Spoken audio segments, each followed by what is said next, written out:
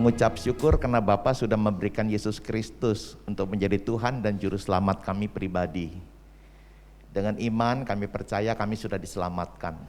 Waktu Yesus naik ke sorga, kami juga percaya bahwa kami udah punya rumah di sana. Dan ketika Engkau memberikan Roh Kudus, kami percaya kami tidak pernah ditinggalkan sendirian. Kami mendapat kekuatan, penghiburan, bahkan kami punya kesempatan untuk alami mujizat-Mu. Berfirmanlah kepada kami dalam ibadah hari ini, biarlah orang-orang letih mendapat semangat yang baru, orang-orang sakit disembuhkan, dan buatlah jalan bagi kami sedang menunggu, karena kami percaya bagi Tuhan tidak ada yang mustahil. Urapi hamba-Mu dalam menyampaikan firman ini, baik kami yang hadir on-site maupun yang ada di tempat lain, di rumah ataupun di perjalanan. Tuhan yang sama memberkati kami. Demi nama Tuhan Yesus kami berdoa. Amin. Silakan duduk Bapak Ibu Saudara. Shalom. Puji Tuhan. Mari bersama-sama kita mempersiapkan Alkitab kita sebagai dasar bacaan dari Mazmur pasalnya yang ke-42. Mazmur pasalnya yang ke-42. Dalam Alkitab buku itu ayat 1 sampai 12. Dalam Alkitab elektronik itu sampai 11. Saya akan baca ayat pertama Bapak Ibu, ayat 2 kita berselang-seling.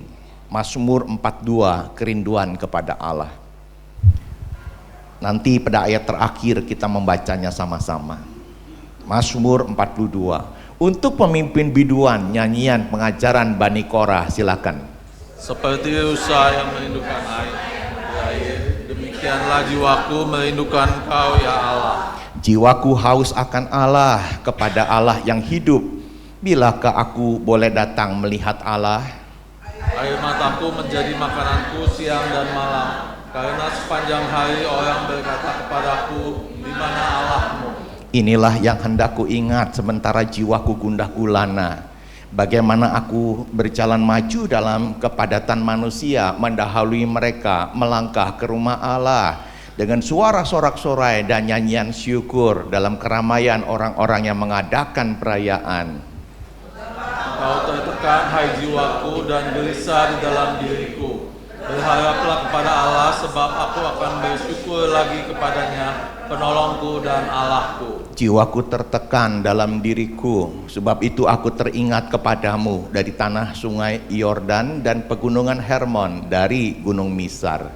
Samudra raya berpanggil-panggilan dengan deru air terjunmu, segala gelora dan gelombangmu bergulung melingkupi aku. Tuhan memerintahkan kasih setianya pada siang hari, dan pada malam hari aku menyanyikan nyanyian suatu doa kepada Allah kehidupanku.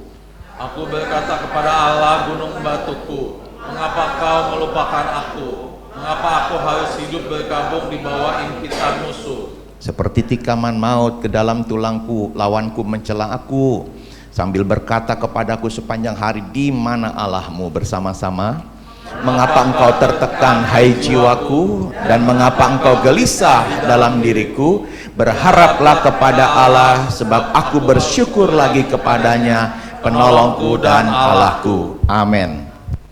Yang berbahagia tentu pada saat siang ini adalah membaca firman Tuhan, menyimpan baik-baik di dalam hati dan yang melakukannya. Khotbah ini berjudul mengatasi jiwa yang tertekan. Seorang hamba Tuhan sekalipun bisa mengalami jiwa yang tertekan, sesak, stres, takut, karena mereka juga adalah manusia biasa. Jadi tidak ada yang kebal. Jiwa yang tertekan lebih soal respon, sehingga intensitas yang dialami seorang dengan yang lain itu berbeda. Ini perkataan daripada Pastor Agnes Maria. Jadi seseorang bisa meresponinya dengan tenang, berdoa, dan dia tetap kuat. Tapi yang lain persoalan sama, dia nggak melakukan ini, itu sebabnya dia panik. Dan dia mengalami sesak, dan beberapa mengalami depresi dan memutuskan ambil jalan pintas. Padahal persoalannya sama. Tapi respon yang salah menjadi tekanan yang semakin kuat. Sehingga tidak jarang kita melihat ada orang kena stroke, tidak jarang kita mendengar ada orang lompat dari gedung sekian. Sampai kita berpikir, masa persoalan kayak gitu aja. Nah, kenapa? Karena kita tahu kalau kita ngalamin kayak gitu, respon kita nggak kayak mereka. Pedoman hidup baru saya mengutip dalam 2 Timotius pasal 1 ayat 7. Kita masih berada dalam satu hingar-bingar Pentakosta. 2 Timotius pasal yang pertama ayat 7, sebab Allah memberikan kepada kita bukan roh ketakutan, melainkan roh yang membangkitkan kekuatan, kasih, dan ketertiban. Jadi terbukti bahwa waktu orang-orang sedang mengalami tertekan, ada Roh Kudus. Amin, saudara. Respon kita kalau kita memohonkan pertolongan Roh Kudus akan berbeda. Dia nggak memberikan ketakutan, jadi yang diberikan berani. Kemudian kekuatan bagi yang lemah, dan kasih yang bisa mengampuni, kasih yang bisa membuka tangan untuk memberi, dan ketertiban. Ya, kalau kita nggak tertib pasti nyalip. Tapi karena kita tertib, kita sabar menunggu. Yang setuju bilang amin. Wah, pendeta dari Surabaya berkata kesabaran sama dengan kesempatan. Jadi orang yang sabar kesempatannya banyak. Tapi kalau engkau dan saya nggak sabar, kesempatanmu dan aku sedikit. Tuhan, aku mau dikasih kesempatan banyak. Jawabannya sederhana, sabarlah yang banyak juga. Mari bersama-sama kita akan belajar ada 4 cara mengatasi jiwa yang tertekan. Pada bacaan kita ayat 1 dan 2, jiwaku haus akan Tuhan. Jadi yang pertama, kita harus luangkan waktu di hadirat Tuhan. Luangkan waktu, bukan sisa, tapi sisihkan.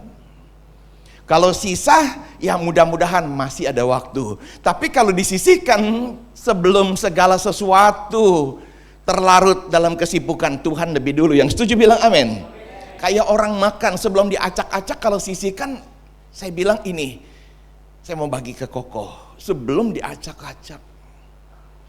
Kita mesti luangkan waktu di hadirat Tuhan. Ada perkataan haus. Kehausan membuktikan di waktu yang lalu kita pernah minum puas. Makanya bisa ngomong haus. Kenapa? Karena dulu pernah puas. Cuma persoalannya sekarang ini sedang kehilangan itu. Kita butuh kembali mengalami itu. Waktu kita di servis, minum sampai puas. Izinkanlah kalimat ini saya mengatakan, ini seolah-olah bicara mengenai kerinduan akan kasih yang mula-mula. Aduh, tanya deh sama orang yang sedang jatuh cinta, yang mengalami kasih mula-mula sama Tuhan. Ampun, gak pernah bosen datang ibadah, nggak pernah bosan nyanyi dan menyembah, nggak pernah bosan untuk bersaksi memberitakan Injil. Sampai kita yang maaf nih, nggak aus nih, sampai kita bingung, sampai kayak gitu tuh orang. Saya mau katakan pengalaman yang sama kita bisa alami kalau kita juga mengalami kasih yang mula-mula itu. Berkobar-kobar, iya. Excited, iya. Jadi kehausan membuktikan bahwa kita pernah minum, puas, lepas dahaga. Cuma sekarang ini sedang kering. Yang jadi persoalan, maukah kita kembali kepada kasih yang mula-mula? Masing-masing kita punya pengalaman tidak sama. Kata orang bilang nembak calonnya itu di bioskop. Aku cinta kamu, kamu cinta enggak? Yang lain di kebun binatang, yang lain lagi mungkin di gereja. Tempatnya berbeda, tapi momennya sama. Nah, izinkanlah saya mengatakan kalimat seperti demikian. Kalau kita ingat kasih mula-mula kita alami di mana? Yang seorang berkata, Pak, waktu aku ikut KKR. Maka kembalilah sekarang di mana engkau kering, cari KKR. Enggak mesti di GBI. Beberapa hari yang lalu GBI Battle Bandung adakan KKR besar sekali. Dan anak saya berkata, Papa, aku mau ikut. Saya bilang, tumben. Kamu kan masih tugas di rumah sakit, apa nggak capek? Pokoknya pas saya mau ikut. Waduh, dia begitu haus. Saya bilang, Papa dukung. Karena itu acaranya menjelang malam, kurang lebih jam 6, jam 7. Saya bilang, jangan naik gojek motor. Beda sedikit, naik grab mobil. Papa tambahin nanti. Dan waktu dia pulang, aduh dia senang sekali. Kenapa? Karena dia minum. Nah, waktu orang-orang tahu bahwa dia pernah mengalami pemulihan di satu event namanya KKR, usahakanlah cari kembali KKR. Dan responi panggilan altarnya. Jadi hamba-hamba Tuhan kerap kali diberikan satu kepekaan untuk mendoakan secara umum dan mengatakan kalimat-kalimat tertentu. Di sini ada orang yang sudah mengalami, tahu-tahu saudara ketembak, aduh saya itu. Nah, yang jadi masalah kita ngeresponi nggak altar call itu. Kalau sudah sampai ke gereja ikut KKR tapi nggak ngeresponin altar call, sayang sekali. Padahal itu nilainya sangat besar. Mungkin saudara akhirnya disuruh maju, mungkin disuruh berlutut, engkau ditumpangi tangan. Bahkan beberapa orang nangis apa sejadi-jadinya. Saya mau beritahu, itulah kesempatan di mana kita mengalami pemulihan. Yang lain lagi mungkin bukan KKR, tetapi retret alias beberapa hari. Maka sempatkan cari retret dan usahakan ikuti semua sesi yang telah disusun, termasuk doa pagi, termasuk senam, termasuk makan bersama, termasuk game, termasuk ibadah 1, istirahat, makan bersama, ibadah 2, terus sampai malam. Aduh rasanya kita mata udah panas nih, kurang tidur, tapi ikuti. Kalau kita nggak mengikuti sampai selesai, minta maaf. Beberapa sesi kita minta hold. Aku nggak ikut, sorry.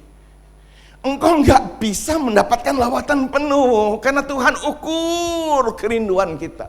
Waktu mengikuti semua sesi.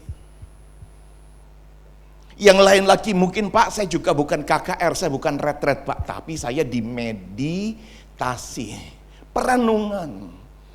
Beberapa senior kami berkata, sorry, Desember sampai awal Januari nggak bisa hubungi saya. Handphone saya matikan. Saya bilang, kemana Mami? Dia berkata, saya pengasingan, tolong terjemahin. Apa itu maksudnya pengasingan? Dia berkata, saya gunakan waktu hanya untuk doa dan berpuasa. Dan saya ambil tempat di Bukit Doa Getsemani Ungaran 1 bulan. Dan waktu orang-orang sedang meditasi, sedang merenung, mulut tidak bicara, tapi hati berbicara. Orang-orang mulai mengevaluasi, mengintrospeksi diri. Dan beberapa orang mengalami ini di dalam keheningan. Seperti burung Raja Wali, ada waktunya dia mungkin istirahat, enggak terbang. Tapi dia patahkan patoknya, dia rontokkan bulunya, dia copotkan kuku-kukunya untuk satu masa. Dan waktu masa perenungan selesai, dia mulai tumbuh dengan semangat yang baru. Dan dia bisa terbang. Katanya Raja Wali bisa sampai umur 40 bahkan 50 tahun. Masing-masing kita bisa mengalami pemulihan yang berbeda-beda. Tapi kita harus tempuh kembali alami itu. Yang lain lagi berkata, Pak, justru saya dipulihkan mengalami kasih mula-mula waktu counseling. Di sebuah ruangan tertutup yang hanya berjendela kecil, orang bisa lihat dari luar. Saudara curhat dengan satu konselor.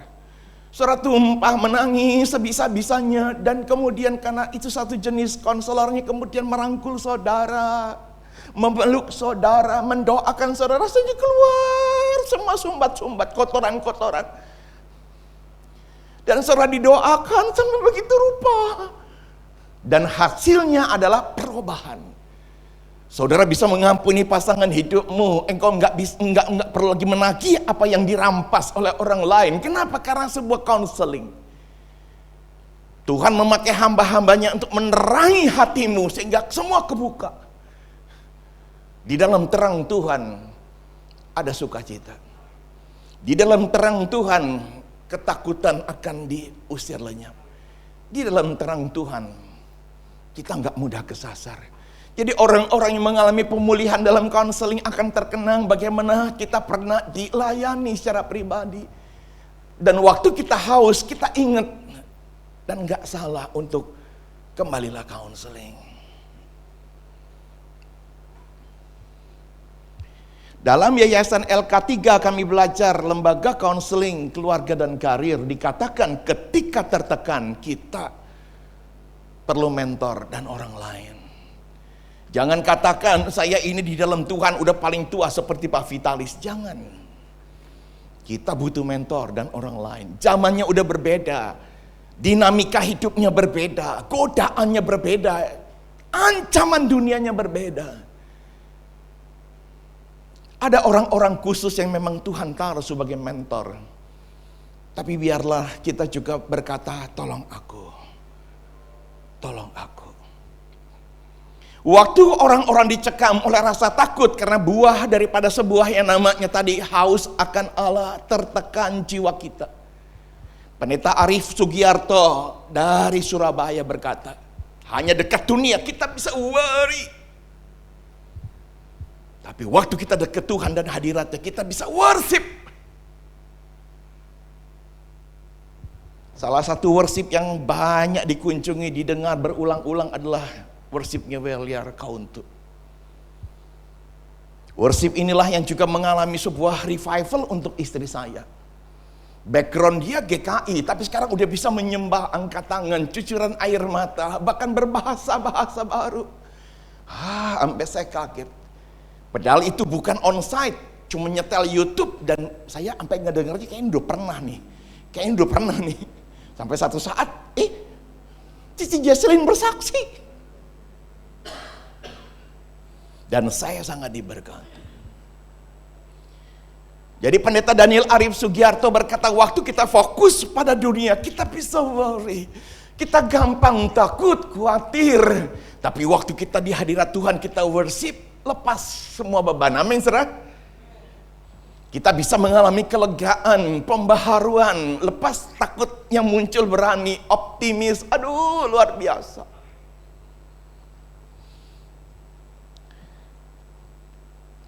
Mari hal yang kedua dari bacaan kita ayat 3 masih soal 4 cara mengatasi jiwa yang tertekan. Dalam ayat yang ketiga, air mataku menjadi makananku siang dan malam. Air mata. Jadi yang kedua caranya mesti diperbaiki cara pandang kita yang kadang-kadang salah. Berhentilah menangis, kata Rick Warren, karena musuhmu malah mentertawakanmu. Enak amat ya, aku nangis kok kamu ketawa. Minta maaf. Jadi kalau kita merasa terzolimi, kita diinjak-injak hak dan martabat kita yang berharga dirampas sama orang itu, jangan balas jahat dengan jahat. Jangan biarkan kita jadi hancur, cur gara orang itu, jangan. Tapi balas dengan kebaikan. Setuju bilang amin. Balas dengan kebangkitan. Tentukan engkau boleh nangis, tapi cuma 3 hari aja. Enggak bisa Pak, saya butuh seminggu. Ya udah, tapi seminggu ya. Minta maaf. Jadi berhentilah menangis. Karena menangis bisa membuat orang-orang kehilangan pengharapan. Tapi Tuhan justru memberi kepada kita roh yang membuat kita bisa melihat masa depan. Setuju bilang amin. Satu-satunya cara, berhentilah menangis. Kita sedang belajar di bagian ini harus memperbaiki cara pandang kita. Mungkin karena masalah dimulai dari yang kita nggak suka di pikiran. Jadi masing-masing kita menamakan masalah tidak sama. Ya. Bagi orang tertentu ditanyakan mau minum apa aja. Oh luar biasa nih, kasih air putih dia minum. Kasih air teh, dia minum. Kasih soda gembira, dia minum. Tapi buat yang lain, ketika dikasih teh, dia berkata, kok teh? Jadi apa itu masalah? Masalah adalah apa yang kita nggak suka. Itulah masalah. Jadi waktu kita punya kesukaan, toleransinya banyak, maka kita bisa mengecilkan itu masalah. Masalah dimulai dari apa yang kita nggak suka, maka dari itu belajarlah memaklumi. Jika marah, itu tidak menyelesaikan masalah. Karena masalah itu ada di luar kita. Respon kita yang salah. Tapi waktu kita memperlebar dengan tadi mungkin bahasa yang dipakai toleransi atau memaklumi. Walaupun masalahnya sama, tapi buat kita bukan lagi masalah. Yang setuju bilang amin. Ya, makanya ada orang Chinese bilang cincai. Cincai. Ya. 2 hari lalu anak saya telepon sampai, ya saya lihat udah hampir 2 jam. Cuman masalah apa? Enggak bisa terima perlakuan adik-adik kelasnya. Papa saya udah desain, saya udah belikan, saya udah atur semuanya, udah order, tinggal besok sampai datang barangnya udah langsung kita kirim dalam wisuda kakak-kakak kelas. Tapi mana adik-adik saya? Boro-boro transfer patungan. Jadi lari-larinya ke uang. Sudah dia nalangin tapi belum diganti. Yang kedua, enggak ada WA yang direspon. Wah. Sampai mamanya nggak sanggup ngelayanin anak saya. Papa lanjutin dalam hati, emangnya saya bisa? Nyaris 2 jam. Saya bilang sama dia, nih kamu capek kayaknya. Firman Tuhan berkata, Tuhan akan memberikan kepada orang yang dikasihinya pada waktu tidur. Ini udah jam 12 lewat, bobok lah. Nanti besok waktu bangun dengan kesegaran baru, pikiran yang baru, sel-sel semua Tuhan baru, cara pandang kita bisa berbeda. Dan besok saya seperti biasa doa pagi, jam 3 saya udah duduk di ruang tamu, saya udah mulai menyembah, berdoa. Jam 4 saya baca Alkitab dan saya kirim WA ke dia dan rupanya dia udah bangun. Hai sayang, apa kabar? Dan dia merespon, Pak makasih ya. Hari ini aku lebih baik. Yes. Butuh Tuhan untuk menolong kita untuk punya cara pandang yang berbeda. Roh Tuhan akan membantu kita. Yang setuju bilang amin. Waktu kita percaya Mazmur 127 ayat 2, benar Tuhan, aku perlu tidur. Ya, tidur bukan hanya istirahat bagi fisik, ternyata juga pemulihan jiwa dan membiarkan roh Tuhan untuk lebih banyak memperbarui sel-sel kita punya roh ini yang mungkin kata orang bilang nggak sedang baik-baik saja, diperbarui. Masih dalam hal yang sama, cara pandang yang salah. Tadi masalah kita bisa anggap tidak masalah ketika bisa memaklumi, toleransinya lebih besar. Karena masalah kecil bisa dibesarkan dan itu bisa jadi kesulitan. Jadi kalau ada masalah kecil biarlah ya kita tiadakan dengan cara apa? Dengan cara pemaafan. Ya udah. Udah hilang ya udah, gimana? Dikatain ya udah. Kan udah dikatain, kita juga nggak bisa hapus kata-kata itu, ya udah. Ada istilah kalau mau tangkap tikus nggak perlu bakar rumah. Yang setuju bilang amin. Fokusnya tikus aja. Ya, sepupu istri saya dokter, suaminya satu posisi yang baik di Astra. Waduh, pagi-pagi udah telepon. Cici gimana nih Ci? Tikus 2 ekor masuk ke rumah.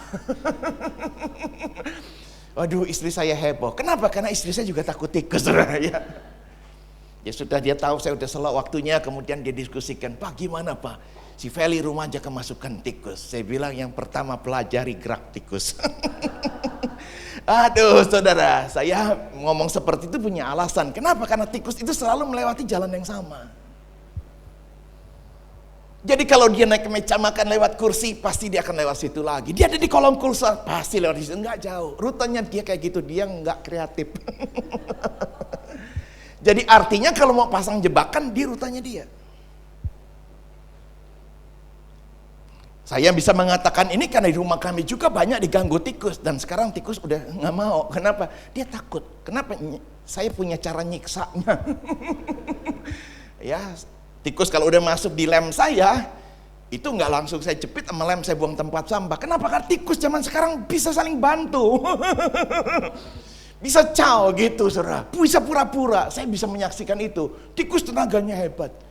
Jadi ketika dia kena di trap saya, di lem, maka yang saya lakukan adalah semua badan saya tusuk bukan dengan pisau, tapi dengan alat tumpul, misalnya seperti sumpit. Jadi semuanya badannya nempel sama lem. Nah aman. Saya ambil tali kurang lebih sekitar 30 cm dan saya buat lasso. Saya pancing kepalanya berdiri, saya masukkan tali saya dan saya trap. Mungkin tikus-tikus di luar ambengnya, jangan deh lo kayak gitu matinya. Itu jenis yang kena di lem. Jadi sesudah saya tahu bunyi krek, dia pasti mati. Dan saya angkat pelan-pelan. Lem itu bisa dipakai lagi. Minta maaf nih, saya punya pengalaman ini. Asal kita naruhnya bersih, artinya nggak tertumpuk dengan barang-barang lain. Kalau dia masuk ke jebakan kerangkeng, maka cara membunuhnya adalah masukkan ke tong air. Saya punya tuh yang namanya 1 pel. Ya 25 liter. Jadi masukkan jebakannya ke situ, kucurin air sampai dia tenggelam. Dan jangan biarkan cungurnya masih bisa keluar. Itu bertahan lama, dia masih hidup. Jadi betul-betul sampai dia melepaskan pegangannya, cakarannya itu, dan dia melayang-layang di kandang. Artinya apa? Dia sudah mati. Dan biarkan itu 10 menit, memastikan dia betul-betul udah mati. Saya nggak lakukan sebelumnya. Waktu saya lihat dia udah ngambang begitu, saya puas, buru-buru saya angkat. Dan saya buka, langsung saya ambil kresek, dia lompat. Saya bilang, kurang ajar kamu bohongin saya gitu kan. Jadi saya bilang sama istri saya, kasih tahu, saya bilang sama Feli, nggak usah perlu pakai rentokil jasa seperti ini. Jadi artinya nggak perlu persoalan tikus yang 2 ekor semua digeladak, mahal biayanya. Dan nggak perlu pula membeli berbagai macam ditawarkan di media sosial. Tapi ikuti cara klasik yang seperti saya bilang. Mau pakai lem, seperti itu membunuhnya. Mau pakai jebakan seperti itu. Oke, jebakan tikus trap. Kalau udah dapat, maka trap itu mesti dicuci pakai deterjen. Dikeringkan untuk dipakai ulang. Supaya apa? Menghilangkan baunya, bekas pembunuhan di tikus sebelumnya. Tikus, kalau mau bunuh tikus, jangan bakar rumah. Amin, saudara. Paham ya? Kita masih belajar di bagian yang kedua ini, cara pandang yang salah. Tadi jangan masalah itu terus jadi sebuah ketakutan buat kita, maka perlebarlah pemakluman, toleransi. Masalah kecil, belajar untuk cincai, ya. Tadi saya berkata belajar untuk pemaafan. Dan karena kesulitan ketika dibiarkan menjadi ketakutan. Jadi kita mesti belajar jangan sampai jadi ketakutan, ya, karena ketakutan adalah musuh utama iman. Dan orang-orang yang takut kadang-kadang memunculkan panik dan tidak bisa menggunakan firman Tuhan. Ya, jadi beberapa orang sebenarnya bukan dia nggak bisa, tapi karena dia nggak tahu menggunakannya. Waktu panik, ya, saya bertemu dengan teman di khotbah minggu lalu di Sungai Yordan. Pak Hendy, waduh saya senang sekali, dia pimpinan dari grup Ciputra. Aduh Pak, aku senang sekali, saya bilang ketemu kamu bisa kebaktian onsite setelah cukup lama, mungkin lebih dari 2-3 tahun. Dia nggak bisa karena kakinya. Dengan terapi, operasi dan sebagainya, sekarang dia sudah bisa. Tapi saya tahu betul di balik celananya ada brace yang membantu dia bisa berdiri. Iya Pak, puji Tuhan, terima kasih buat dukungan Bapak. Terima kasih buat doa-doa Bapak, saya bilang sama-sama. Dan dia berbisik kepada saya, doakan saya sekali lagi Pak, supaya bisa bertahan sampai 29 Juni. Oh iya ya, saya bilang. Itu momen anak tunggalnya akan menikah. Dia harus berdiri cukup lama nanti. Saya bilang, saya pegang kedua tangannya, kita doa. Tapi 2 hari kemudian dia telepon saya dan dia berkata, Pak Hendy please, izinkan saya bisa telepon. Saya buru-buru telepon. Iya Pak, gimana? Pak, sekali lagi saya minta maaf juga, saya udah minta ampun sama Tuhan. Dokter saya bilang breast ini gak boleh dibuka selama kurun waktu sekian bulan. Tapi karena saya ngerasa udah mantap, nggak perlu lagi pakai tongkat, juga jalan nggak perlu dituntun. Pak, 2 hari sesudah hari ibadah itu, waktu saya pulang dari kantor, saya coba buka breastnya dan menekuk untuk menurunkan kaos kaki. Pletak. Istri saya punya adik itu pemain basket Jawa Tengah dan cacat di lutut. Sampai mangkok lututnya lepas, kata si ahli kesehatan. Itu sakitnya luar biasa. Dan waktu itulah kemudian dia berkata, Pak ini gimana, ini gimana? Saya bilang, tenang Pak, kita doa. Kita doa. Saudara, memang doa tidak menyelesaikan masalah, tapi doa membuat dia dikuatkan, terhibur, dan membuat dia percaya bahwa Tuhan masih bisa tolong dia. Yang setuju bilang amin. Doa. Doa. Saya bilang, Pak, kamu kan di tempat, di rumah. Iya. Apakah ada minyak di sana? Iya Pak Hendy, ada. Percaya ya, Yakobus pasal yang 5. Kalau ada orang yang sakit bisa berdoa sambil mengoleskan minyak. Saya bilang, saya dari sini, Bapak dari sana, saya akan doakan. Bapak urapi, siap. Dan pagi itu kita doa dan dia mengurapi. Ya, sampai kabar baiknya hari ini rasa ngilunya jauh berkurang. Cuma dia bilang, Pak doakan sampai bisa bertahan di hari Senin. Kenapa? Dokter banyak yang tutup. Dia tetap akan konsultasikan karena dia orang yang sangat aware dengan kesehatan, sangat percaya dengan data. Jadi dia kepengen ada ronsen dan sebagainya. Saya bilang nggak apa-apa. Tapi minimal sampai Senin. Ya saya berdoa, tapi lebihnya kesembuhan dari Tuhan. Amin saudara. Jadi mari kita belajar kesulitan jangan sampai menjadi ketakutan. Itu sebabnya gunakan Tuhan, Roh Kudusnya untuk menolong kita. Saling mendoakan, buat yang kuat jangan masa bodoh, buat yang lemah jangan diam aja. Nah ketakutan akan bisa melumpuhkan semua potensi manusia. Jadi orang nggak bisa lakukan ini bukan karena dia nggak sekolah, tapi karena dia dicekam oleh rasa takut. Oke, saya masih mengutip perkataan indah, mungkin di tempat ini juga saya pernah katakan, menurut Dr. Eddie Ventures, 90% yang kita takuti itu nggak terjadi. Tapi 10% pun kalau itu terjadi, Tuhan memberikan kesanggupan untuk kita bisa mengatasi. Yang setuju bilang amin. Jadi 90% yang kita takut itu nggak terjadi. Tapi andai kata yang 10 terjadi, Tuhan kasih kemampuan.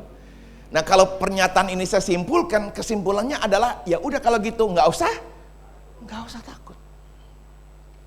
Jujur sebagai manusia memasuki umur ke-60, apakah nggak takut? Takut. Anak saya berbicara asuransi, saya pikir dia nggak mikir kali. Maaf ya, namanya anak-anak. Papa nih mesti nih tingkatin asuransinya. Papa kan kemungkinan juga nggak nyampe 90, gitu. Itu kalau nggak usah diucapin kan, Eka nggak kesinggung. Ini kan Papa juga nggak bisa mencapai 90 gitu. Tapi saya mencoba menahan diri nggak usah marah. Kenapa? Karena semua perkataan pasti nuansanya ada pesan Tuhan. Ya biarlah saya bisa menata hidup lebih baik. Yang setuju bilang amin. Anak saya kerja di BUMN, baru saja pindah ke tempat lain. Dia berkata, Papa di tempatku, akhirnya anak buahku dipaksa menggantikan tugasku. Lah, anak saya kan kenapa alasan keluar? Karena sering pulang pagi. Kalau di sini teman-teman ada mayoritas kerja di BCA, saya pikir pengalaman ini nggak dialami oleh BCA. Tapi di BUMN anak saya di data analisis pulang jam 2 Pak. Sampai saya kalau bangun nanya ke satpam sambil keluarin anjing bur, Jojo pulang jam berapa? Jam 3. Ya ampun. Berarti saya keluar dia masuk. Anak saya bilang, Papa tahu nggak teman saya yang udah mendingan cancer breastnya, tiba-tiba karena harus pulang malam jam 1 dan jam 2 kambuh. Sekarang rawat lagi Pak. Papa tahu nggak temanku yang waktu ulang tahun ngasih ini? Saya bilang iya. Aduh Pak, kasihan sekali. Kalau di sini ada dokter mungkin tolong terjemahkan kalau saya ngomong salah. Itu matanya satu organ copot. Entah itu retina atau kornea, itu copot dan membuat penglihatannya sisa hanya 20%. Kok hebatnya orang seperti ini masih maksa masuk karena target kerja. Aduh saya bilang Jojo, ngeri sekali. Copot. Dan berita horor minggu lalu dia berkata, Papa waktu saya perpisahan teman saya menemani saya makan, itu anak buah saya Pak, saya jadikan dia kandidat. Untuk sebagian kerjaan saya dipegang sama dia. Tapi kesian sekali. Tidak bisa menolak, dia juga harus pulang pagi. Nah rupanya pagi itu karena kurang tidur, kurang konsentrasi, kurang mengambil tindakan akurat, keserempet motor. Dan keserempet motor, goyang, kena mobil besar, diseret mobil besar, kelindes, mati. Sampai pagi itu saya bengong aja, saya bilang, Jo, yang kamu bilang pintar itu sama-sama lulusan dari ITS. Berapa umurnya? 24. Terlalu muda. Yang breast cancer belum merit, masih di bawah 30 tahun. Yang matanya, organnya ada yang lepas, masih di bawah 40 tahun. Saya bilang, Tuhan, kalau anak saya kelepasan bicara, kan papa nggak nyampe 90. Tapi bersyukurlah untuk 60. Yang setuju bilang amin. 70 adalah anugerah 1, 80 anugerah 2, 90 anugerah 3. Amin, saudara. Tapi ya jalanin aja. Mari kita melangkah dalam hal yang ketiga. Tadi hal yang kedua, perbaiki cara pandang. Yang ketiga sekarang dalam ayat 4.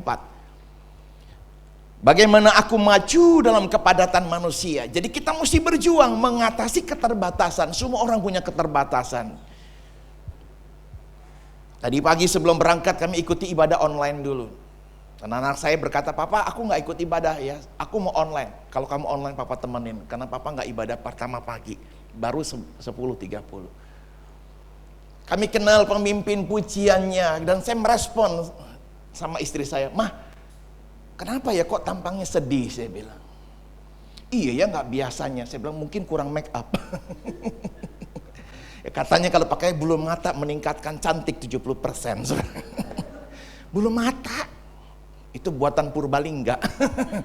Itu bisa ningkatin cantik 70%. Ya, nggak tahu deh bener apa enggak, itu kata para pakar di bidang kosmetik.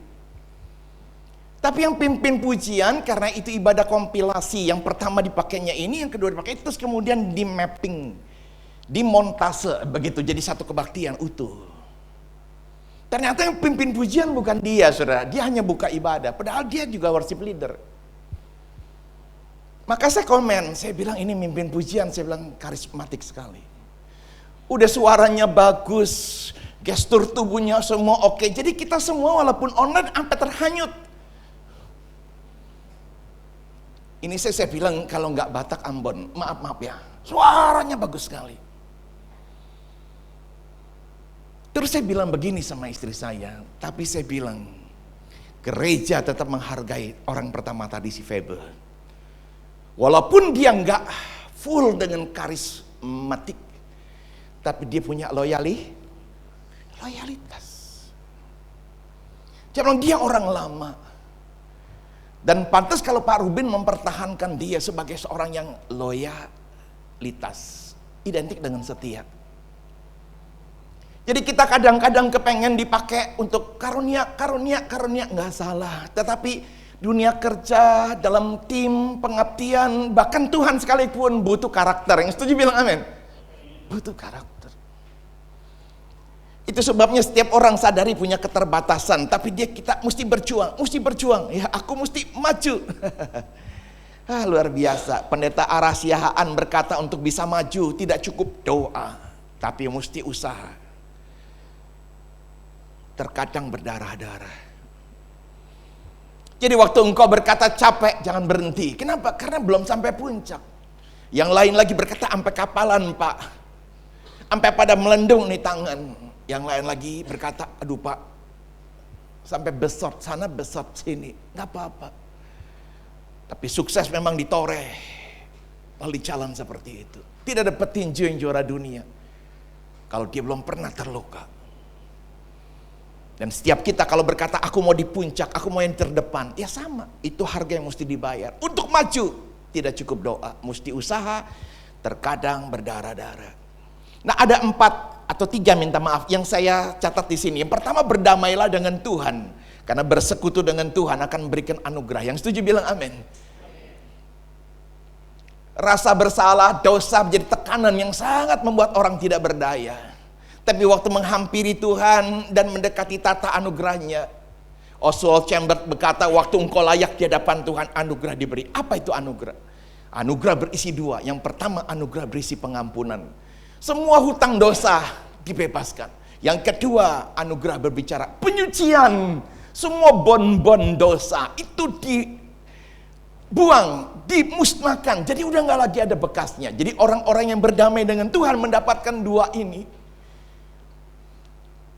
Anugerah berisi pengampunan, semua hutang kita telah dibebaskan. Yang kedua, dibasuh, nggak ada lagi datanya. Dan kalau kita mengalami ini, kita bisa menolak intimidasi setan. Yang setuju bilang amin. Jadi kalau setan memperingatkan kita, lu emang bener, hidup lu dulu gue tahu. Maka kita berkata, hidupku bukannya aku lagi. Yang dulu telah berlalu, yang lama telah aku tinggalkan. Kok bisa berani ngomong kayak gitu? Karena anugerah itu kita terima. Keyakinan itu udah dapet.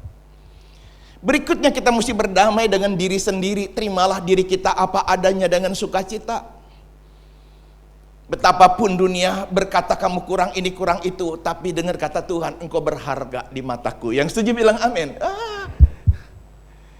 Dan batasan Tuhan berkata aku berharga yang pertama karena kita dicipta sesuai gambarnya.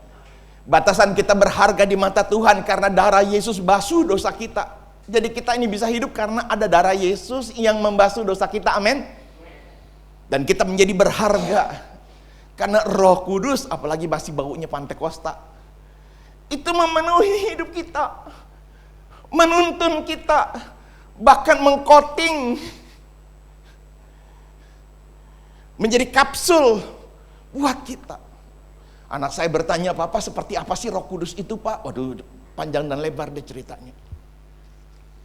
Tapi salah satunya adalah karya yang atikotrati, yang orang nggak bisa, tapi kita bisa alami. Nah, saya bicara tadi kapsul.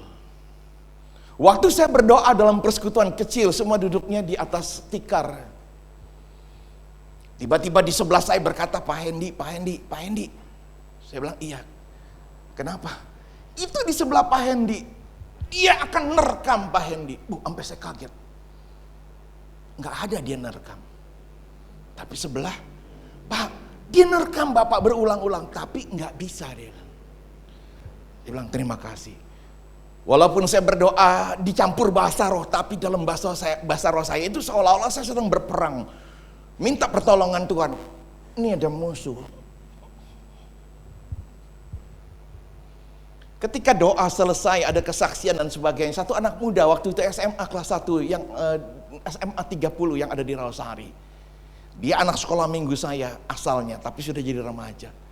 Dia langsung mendekati saya, Koko, sorry kok. Agus kepengen cerita. Saya bilang, kenapa? Di sebelah Koko itu jadi buaya.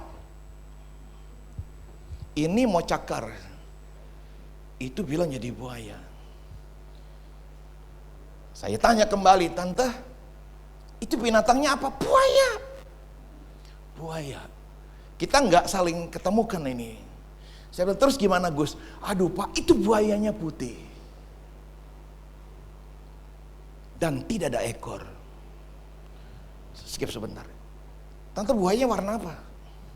Putih. Nggak ada ekor. Dua kesaksian yang sama cukup menjadi satu kekuatan. Dan dari tempat itulah kemudian saya ambil waktu untuk bicara dengan tante ini. Dan dia seorang dukun. Dan selanjutnya karena saya belum, tanda petik lah, belum terlalu banyak pengalaman dalam hal pelepasan, saya bekerja sama dengan Om Ade Manuhutu. Untuk beliau memberikan guidance ke saya. Dan waktu counseling baru kami tahu. Salah satu yang menjadi tanda petik lah, sang hyangnya dia adalah buaya putih. Yang lewat dari Kali Sentiong terus menuju ke daerah Kuitang. Dan setiap Kamis malam atau malam Jumat itu dikaruniai telur ayam. Dan beberapa waktu kemudian buaya itu bisa muncul, tapi cuma dia yang bisa lihat. Dan buaya itu berwarna putih dan gak punya. Nah, kami diajar pada waktu kami belajar dalam pelajaran okultisme, ketika tahu bahwa musuh kita apa, kita bisa memanahnya lebih fokus. Jadi kita berkata, di dalam nama Yesus, roh yang ada dalam bentuk buaya putih tanpa ekor, di dalam nama Yesus, waduh kelepek dan ngeglosor. Saya bukan pelayan pertamanya, kami cuma mendamping untuk proses mendoakan pelepasan ini. Langsung ngegelibek. Cekatan sekali timnya Pak Ade. Beberapa perempuan langsung menutupinya dengan selendang. Pak Ade mengurapi dengan minyak. Dan orang itu langsung plus. Ya, melemaskan semua otot-ototnya. Dan singkat kata dia mengalami pelepasan, pemulihan. Dan ikatan roh jahat udah gak ada lagi. Berdamailah dengan diri sendiri, apapun yang dunia katakan, tapi percayalah kita berharga di mata Tuhan. Amin saudara. Berdamailah dengan orang lain, aktiflah minta maaf. Kalau dia gak maafin, itu urusan dia selanjutnya sama Tuhan. Tapi ketika kita sudah minta maaf, kita sudah menenteramkan hati kita, bagian kita udah lakukan. Tapi kalau orang lain minta maaf juga sama, berilah maaf. Itu tidak sulit. Kenapa? Karena domain untuk memberi maaf ada di diri kita. Tapi kalau kita minta maaf, domain memaafkan ada di orang lain. Jadi apa yang kita bisa lakukan minimal di diri kita, lakukanlah. Kalau orang minta maaf, maafkan. Nanti gimana selanjutnya? Bagian kita udah selesai. Yang setuju bilang amin. Yang gak dibalikin ya udah. Ya, biar katanya dulu dia juga pernah ceritakan ke sana ke sini. Ya udah, yang penting pokoknya dia udah minta maaf, udah selesai. Konsep berdamai membuat anugerah Tuhan turun sempurna. Jadi waktu seseorang berdamai dengan Allah, berdamai dengan dirinya, berdamai dengan orang lain, maka anugerah Tuhan turun sempurna. Dan salah satu anugerah itu adalah memberi kita sukacita. Ya, kalau kita nggak punya musuh, nggak ada masalah dengan Tuhan, nggak masalah dengan diri sendiri, hidup ini happy, penuh dengan sukacita. Dan kalau sukacita, maka kalau kita di dapur pasti masaknya enak. Amin saudara. Kalau sukacita engkau kerjakan accounting, jauh dari salah. Jadi sukacita meningkatkan kualitas hidup. Hati yang gembira jadi obat yang manjur. Mari penutup di bagian akhir. Pada bacaan kita sisa yaitu ayatnya yang ke-5-11. Saya pinjam Wahyu pasal 3 ayat 20. Kita harus menerima pertolongan Tuhan. Jadi Tuhan mau ulurkan tangan menolong kita. Terima. Wahyu pasal 3 ayat 20. Lihat aku berdiri di muka pintu dan mengetok. Jikalau ada orang yang mendengar suaraku dan membukakan pintu, aku akan masuk mendapatkannya. Dan aku makan bersama-sama dengan dia dan ia bersama-sama dengan aku. Maka yang pertama perlu dilakukan adalah Tuhan berdiri di muka pintu dan mengetok. Maka hati kita ini yang laksana pintu, biarlah kita lembutkan. Mari belajar melembutkan hati. Orang yang lembut hati nggak menolak untuk diajar, ditegur sekalipun. Dan orang yang lembut hati tidak menolak untuk diperbaiki. Berbahagialah orang yang lembut hati. Yang setuju bilang amin.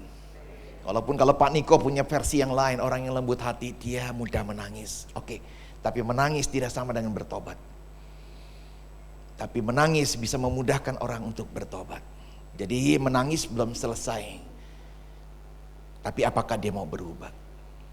Pada ayat 20, jikalau ada orang yang mendengar suaraku dan membukakan pintu. Jadi kita mesti bukakan pintu percaya kita. Pada perkataan Tuhan, pada firman-Nya, pada khotbah-khotbah. Kalau waktu ngedenger YouTube-nya Weliar juga di dalamnya ada firman Tuhan, ada kesaksian, terima.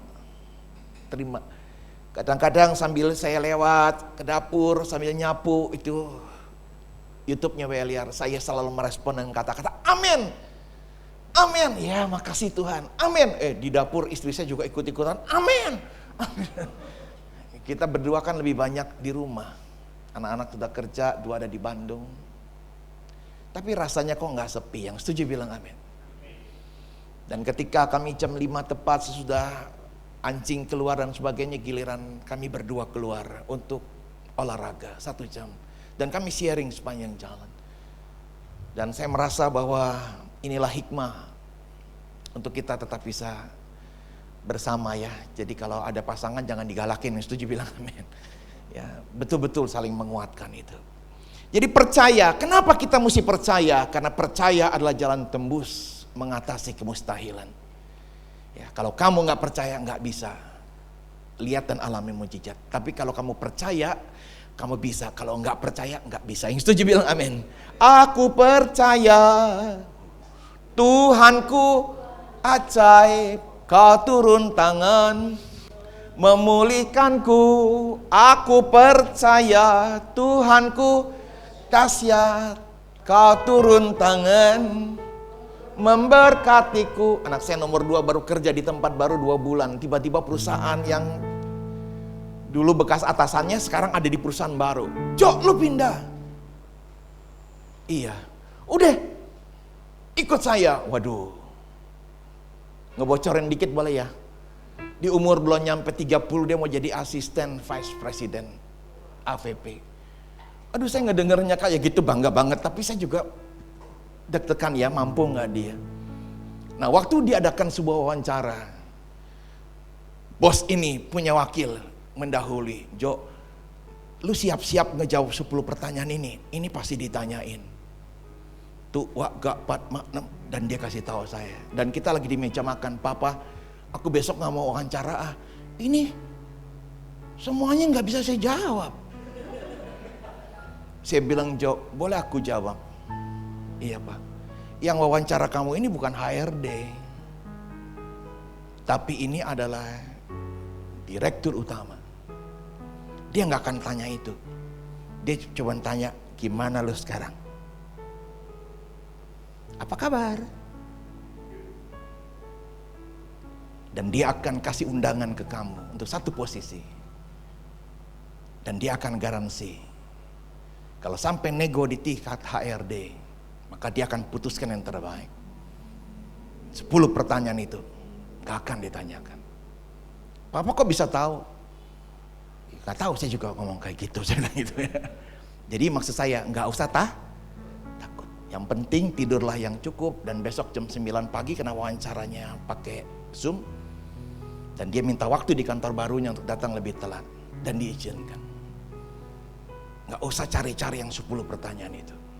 Nanti kalau memang HRD bagian berikutnya, saya bilang, kamu jawab, tapi jawablah apa adanya. Tapi atasanmu udah memberikan green light, itu jauh lebih mudah.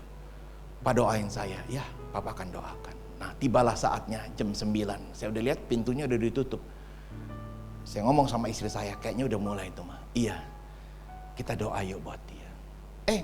Gak nyampe setengah jam, dia turun, Pak, yuk Pak berangkat Pak. Jadi minta diantar ke kantor barunya. Saya bilang, Jo, gimana hasilnya? Iya, cuman ditanyain gimana lu di tempat baru, happy gak?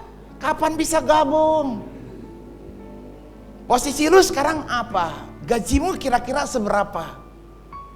Dan dia bilang, kalau kamu di tempat saya udah bilang ini tempatnya Jojo. Dan di bawahmu Jojo ada 8 anak buah. Please, beres-beres. Jojo bilang, probation saya belum selesai 3 bulan.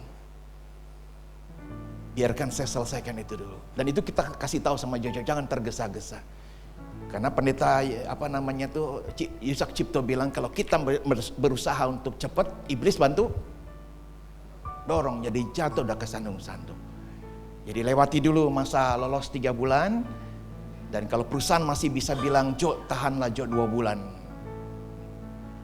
Tahan. Supaya dapat pengganti. Dan barulah keluar.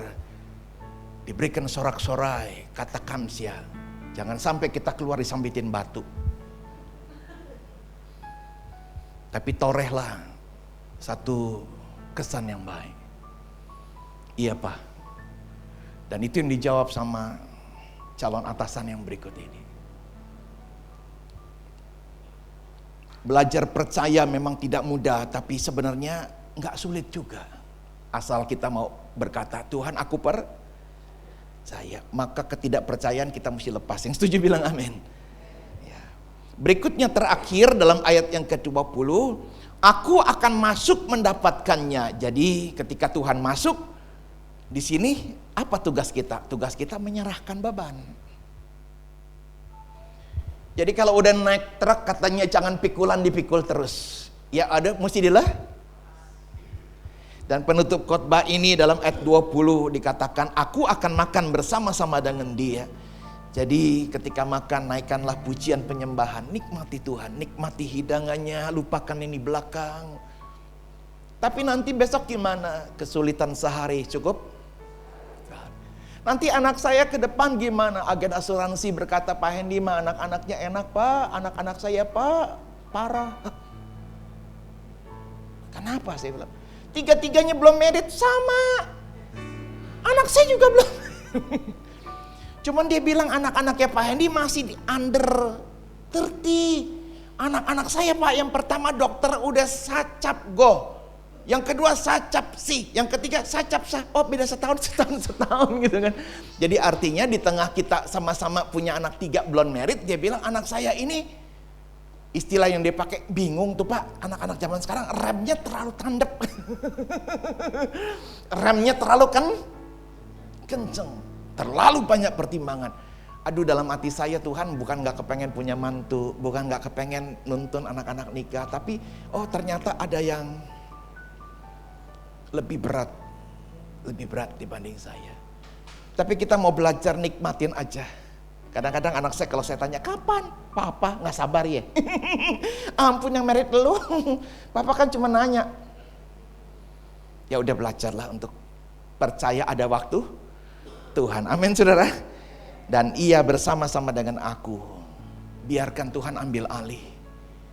Dan kalau Tuhan udah ambil alih, jangan kita ambil lagi. Kata Tuhan, persoalanmu di tanganku. Tunggu waktunya. Dan waktu kita mencoba untuk menanggungnya kembali, kita mesti ingat, kan udah saya serahkan. Amin saudara. Mari sama-sama kita bangkit berdiri. Jiwaku merindukanmu, ya Allah ya hidup. Jiwaku haus kepadamu, ya Allah yang hidup. Ulangi lagi, jiwaku merindukanmu, ya Allah yang hidup. Jiwaku haus kepadamu, ya Allah yang hidup. Kita angkat tangan, kita bersyukur.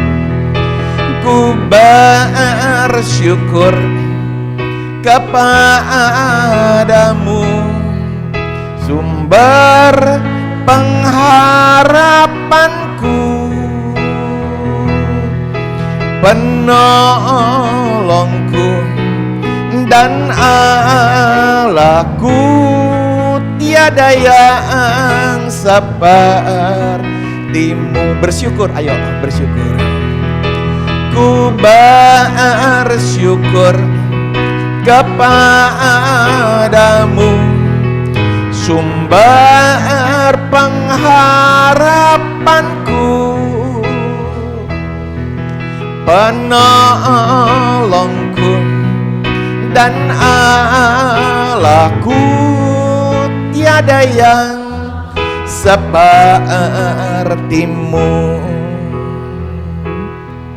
tiada yang sepertimu, tiada yang sepertimu. Mari sama-sama kita berdoa.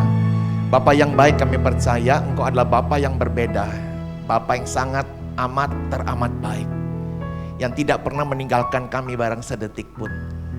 Bapa sudah memberikan Yesus Kristus untuk jalan keselamatan kami.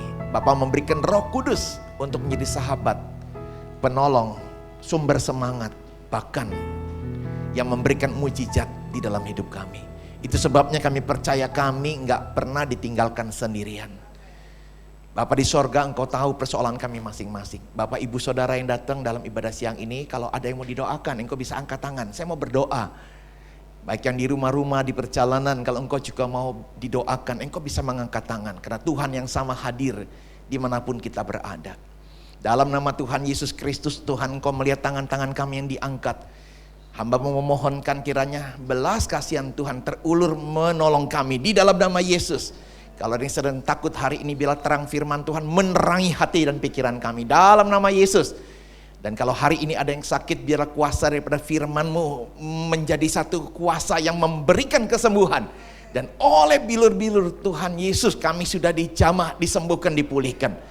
Apapun penyakit kami percaya sakit penyakit mesti tunduk pada firman Tuhan. Di dalam nama Yesus kami juga berdoa bagi yang mengelola usaha, bisnis, pekerjaan. Tuhan tangan ini Tuhan berkati. Supaya apa yang kami kerjakan dijadikan berhasil. Di luar kami orang-orang sedang ketakutan kena PHK, kena layoff, orang-orang sedang sulit mencari pekerjaan. Tapi kami percaya Allah sanggup untuk menolong kami.